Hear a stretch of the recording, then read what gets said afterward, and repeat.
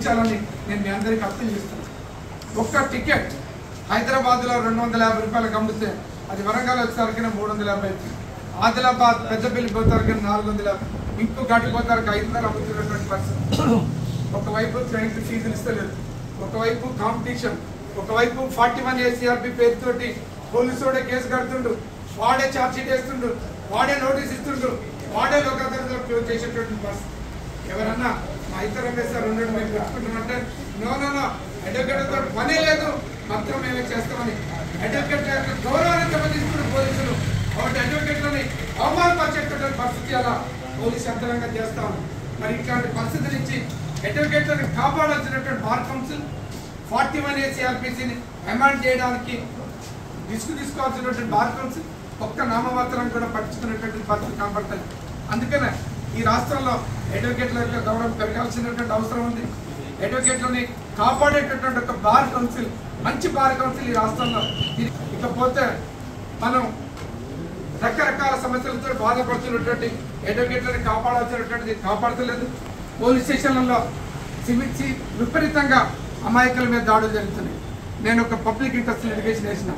మరి దీని అంతటి కారణం ఏంటంటే కొట్టినా తిట్టినా డిటైన్ చేసిన పోలీసులు ఇంటర్ఫియరెన్స్ అయిన సివిల్ డిస్ప్యూట్లకి సీసీ కెమెరాలు లేకపోతే నేను ఒక పబ్లిక్ ఇంట్రెస్ట్ లిటిగేషన్ వేస్తే కోర్టు డైరెక్ట్ ఇస్తే 693 పోలీస్ స్టేషన్లలో సీసీ కెమెరాలు ఏర్పాటు చేసి నేను చేసినటువంటి. తర్వాత వెల్ఫేర్ స్టాండింగ్ ఇలా 2019 నుంచి ఇప్పటి వరకు ఎన్రోల్ అయినటువంటి 9,000 చిల్లర యూనియన్ న్యాయవాదులకు ఏ రకమైనటువంటి మన ఇన్సూరెన్స్ ఇచ్చేటటువంటి పరిస్థితి.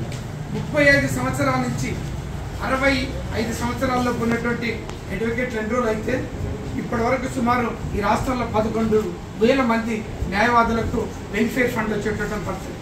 డబ్బుకర చస్తే ఆ కుటుంబాలను ఆదుకునేటువంటి పరిస్థితి లేదు. చాలామంది కరోనా వల్ల చనిపోయారు. మేమందరం బయట గొడవ పెట్టినాం, ఎందుకు ఈ రాని రిప్రజెంటేషన్ చేస్తే ఈ మధ్యన బార్ కౌన్సిల్లో ఒక ప్రొసీడింగ్ ఇచ్చింది. ఏమని 36 నుంచి 65 సంవత్సరాల మధ్య వయసు ఉన్నటువంటి వ్యక్తులందరూ కూడా 40 నుంచి 40, 45, 50, 55, 60, 70,000 రూపాయలు మీరు వెల్ఫేర్ ఫండ్ కావాలంటే 70,000 వరకు కట్టమని చెప్పేసి ఒక సర్క్యులర్ ఇచ్చింది. ఆ స్టాండింగ్ ఎట్లా అప్లికబుల్ అయితే అనేది మీరు అందరూ అర్థం చేసుకోవాలి. అదొక పనికిరానటువంటి ప్రొసీడింగ్, అది దేనికి కూడా పనికిరానటువంటి ప్రొసీడింగ్ అది. మరి స్టాండింగ్ ఉన్నటువంటి వ్యక్తులు ఎప్పుడో నమోదవుతారు కదా. 40 సంవత్సరాల వయసు ఉన్నటువంటి ఒక అడ్వకేట్, ఆయనకు 7 సంవత్సరాల స్టాండింగ్ కావాలంటే 7 సంవత్సరాల స్టాండింగ్ అంటే ఆల్రెడీ 35 years లోపే ఉంటాడు. ఆయన స్టాండింగ్ ఉన్నటువంటి వ్యక్తులకు ఇన్సూరెన్స్ ఇవ్వాలి, లేదా అడ్వకేట్ వెల్ఫేర్ ఫండ్ అప్లై చేయాలి. అది ఒక పనికిరానటువంటి ఒక జీవనం ఇచ్చారు.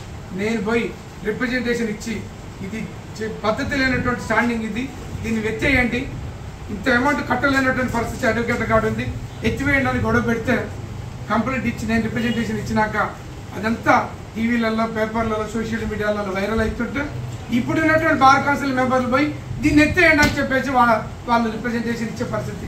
వీళ్ళందరూ ఏం చేస్తారు? ఆ తీర్మానం జరిగేటప్పుడు, ఆ ప్రొసీడింగ్ బయటికి వెళ్ళేటప్పుడు బార్ కౌన్సిల్ తీర్మానం చేసిన తర్వాత సెక్రటరీ అనేటువంటి ఒక ఎంప్లాయ్ వాటన్నిటిని కూడా ప్రొసీడింగ్స్ రూపంలో బయటికి తీసుకొస్తుంది. మరి వీళ్ళందరూ ఏం చేస్తారు?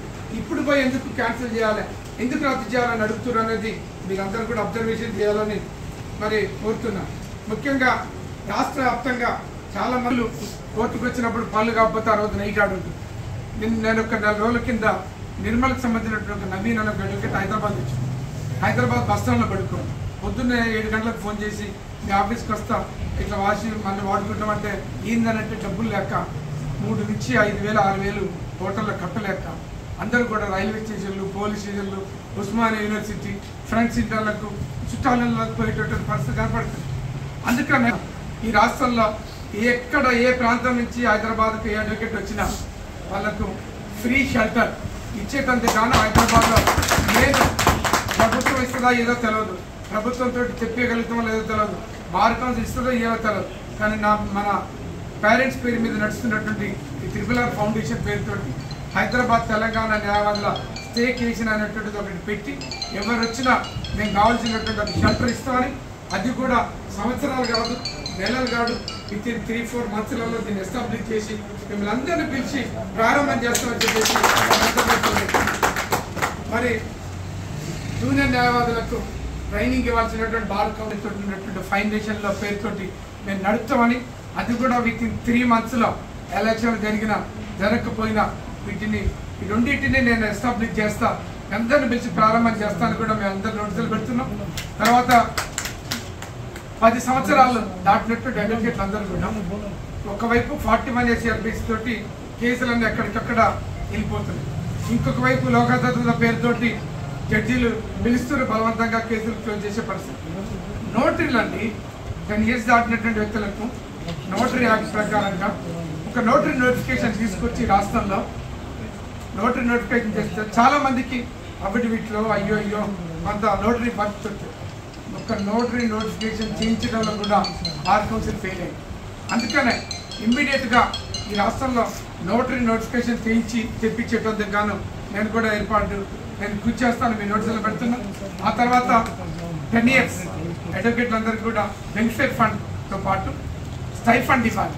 ఇక్కడ పక్కనే ఉన్నటువంటి ఆంధ్రప్రదేశ్లో వైఎస్ఆర్ పేరుతోటి మరి జూనియర్ అడ్వకేట్లకు స్టైఫండ్ ఇస్తారు, ఢిల్లీలు ఇస్తారు, రాజస్థాన్లు ఇస్తారు, కేరళలు ఇస్తారు.